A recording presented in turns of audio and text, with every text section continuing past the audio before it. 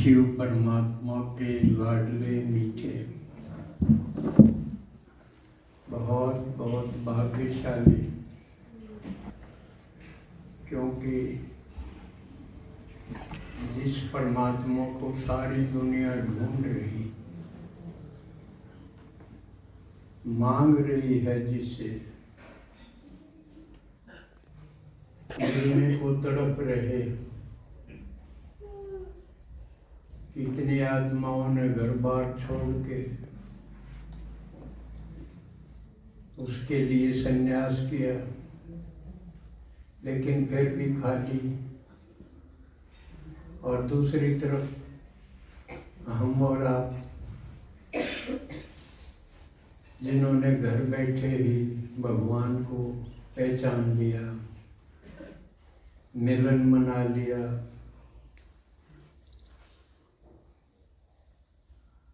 और भरपूर हो रहे हैं या हो गए हैं, नंबरवार पुरुषार्थ अनुसार कहेंगे।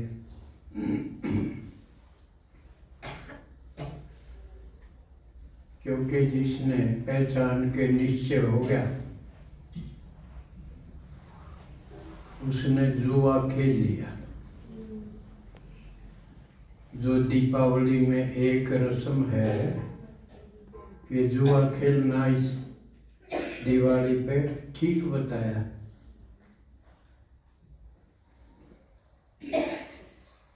तो वो हमने जुआ खेला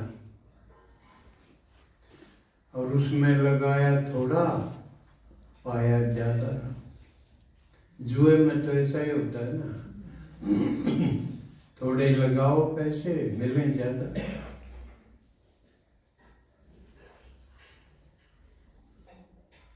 तो शिव भगवान जो भोलानाथ भी है, वो जल्दी राजी होके अपने सब खजाने बच्चों को देता है, दे रहा है।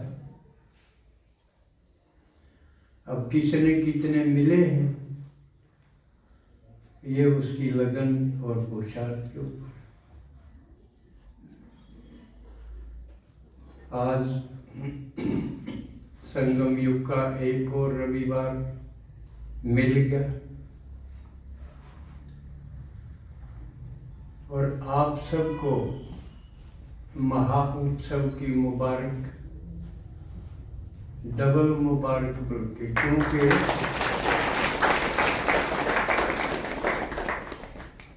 क्योंकि आप त्योहार समझ के जिसको घर कहते थे, अब तो बाबा ने बताया वो घर नहीं है, वो सेवा स्थान है। घर कौन सा है हमारा? सब ब्राह्मणों का बड़ा घर तो मधुबन है, लेकिन ये पाठशालाएं, सेंटर, ये भी घर हैं, क्योंकि मधुबन के ही ये हिस्से हैं। मधुबन घर हमारा दूर दूर तक फैला हुआ है।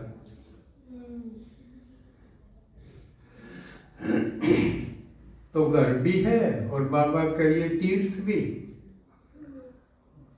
सब कुछ। हॉस्पिटल भी है, यूनिवर्सिटी भी है।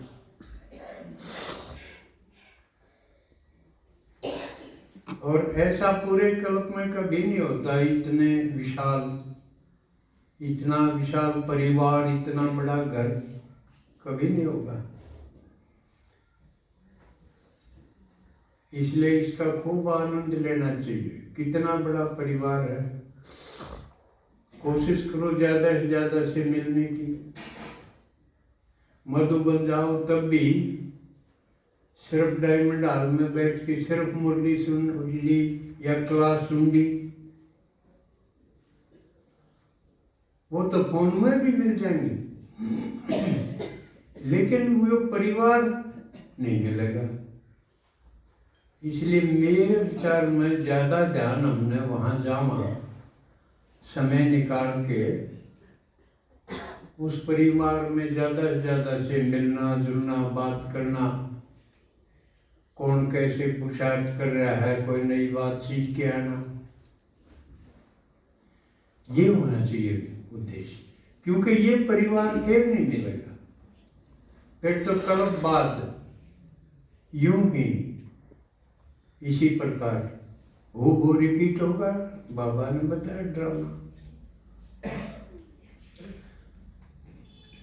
तो एक तो आप सो कॉल्ड घर, यानी जिसको घर कहा करते, जिसमें कैद से में थे, 5-7 का परिवार हो, उसे में चक्कर काटी जा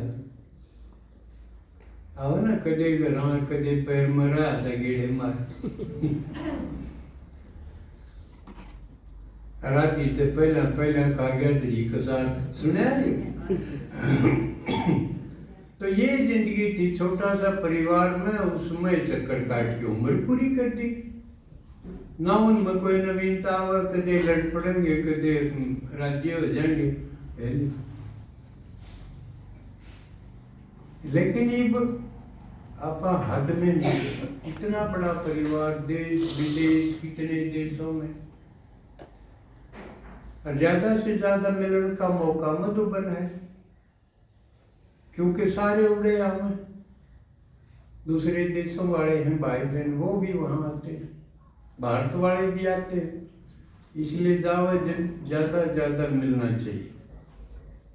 सबका अपना अपना ढंग पाओगा, अपने अपने पुरुषार्थ पाओगा, बड़ा मजेदार खेल होगा। जिंदा भागवत है,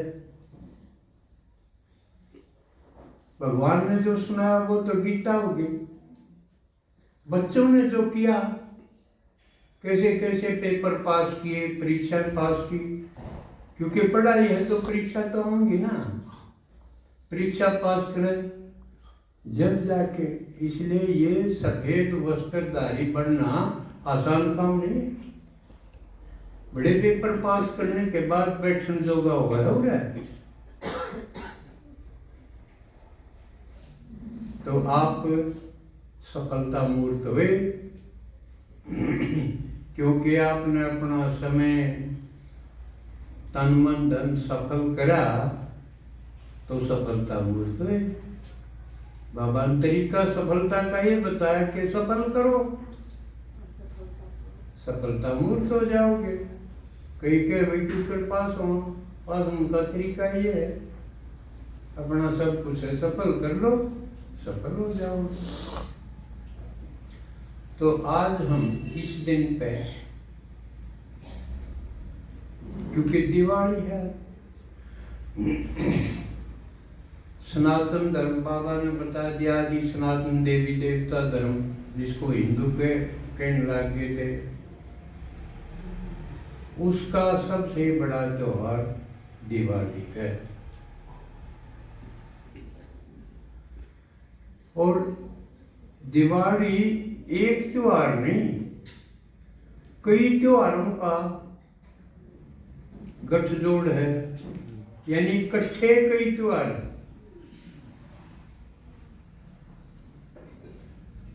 कहाँ से शुरू हुआ है यो? धनतेरस से। फिर उसका अगला छोटी दिवाली, जिसका अब दूसरा नाम नरक चतुर्दशी, रूप चौदस, ये इसके नाम। और उसके बाद फिर बड़ी दिवाली, और उसके बाद गोवर्धन, और उसके बाद भैया दूज, और बीच में इसके वो कौन सा होगा, मिस्त्रियां, विश्वकर्मा।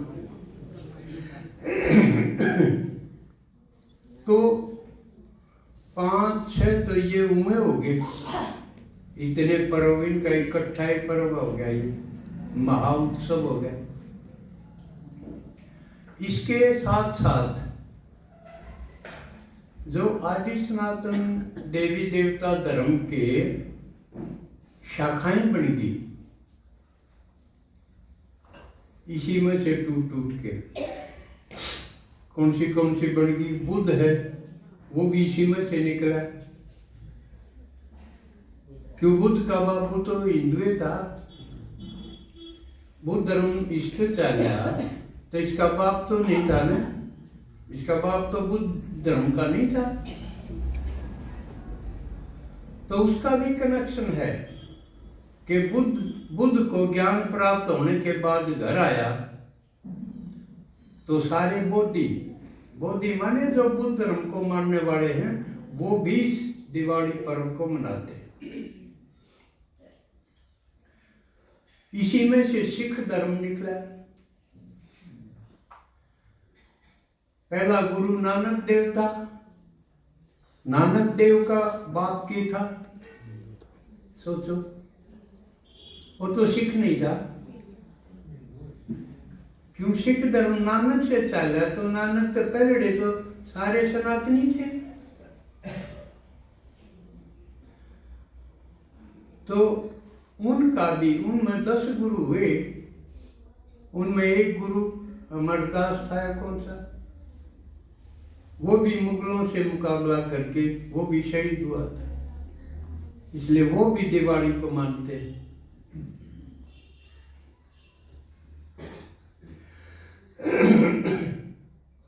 आर्य समाज वो भी इसी धर्म से निकला हुआ है। किसने स्थापन किया? ऋषि दयानंद ने। लेकिन दयानंद का बाप तो आर्य समाजी नहीं था, वो तो सनातन धर्म का था और बड़ा पक्का शैव था, यानी शिव को मानने वाला।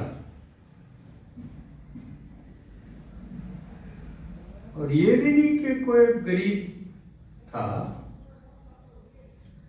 कर्मकांडी ब्राह्मण भी था, लेकिन साहूकार भी था। क्योंकि ऐसा उल्लेख हुआ है, दयानंद जब 12-13 साल का था और उसके बाप ने ये शिवरात्रि का अनुष्ठान किया था, बहुत तैयारी की थी, बहुत खर्चा करा था। तो ये भी बालक, अब मैं भी देखूंगा शिव के करेगा, मंदिर में यो भी गया।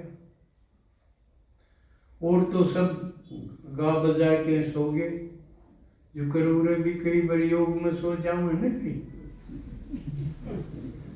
तो वे भी झांझ बजाते बजाते सो गए, जागरण कर रहे थे।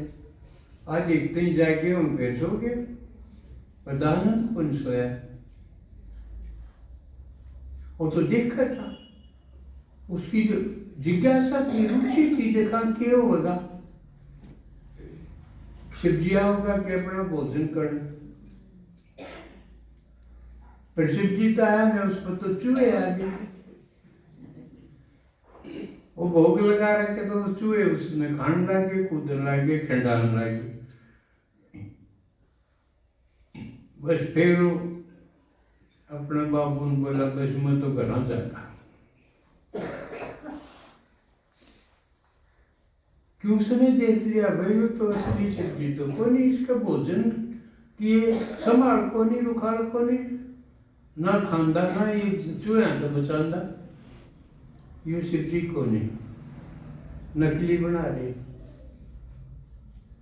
तो 2 बॉडीगार्ड भेजे उसके साथ, घर छोड़ा हो गए बालक ने, इतने दौड़ताड़े थे। नहीं तो दयानंद के अतिरिक्त उसके समय में कितने लोगों ने, कितने सो-कॉल्ड संतों ने बहुत सी बातों का विरोध करा, खंडन करा, कि वो घनखरे अभाव के थे और ठुकराए हुए थे।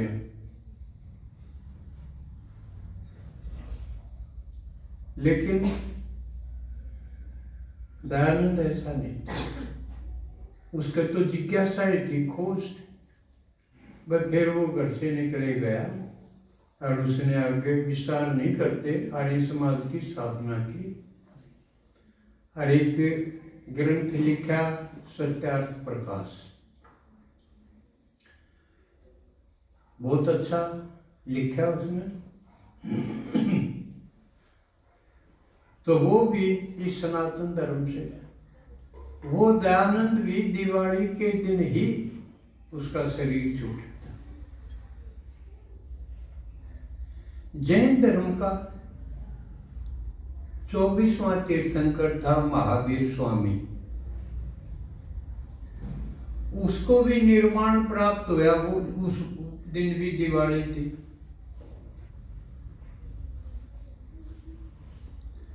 तो ये जितने भी इस धर्म से जिसे आप संबद्ध हाँ, और असली नाम बाबा ने बताया जिसका आदि सनातन देवी देवता धर्म, ये उसी में से निकले हुए थे और वो सभी अपने अपने ढंग से प्रसंग अनुसार वो मानते हैं दिवाली का।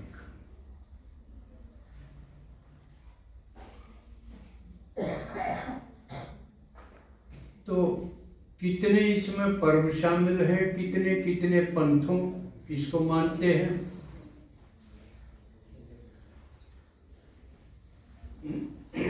अब इसके एक एक मुख्य प्रसंग लेवांगे। इसमें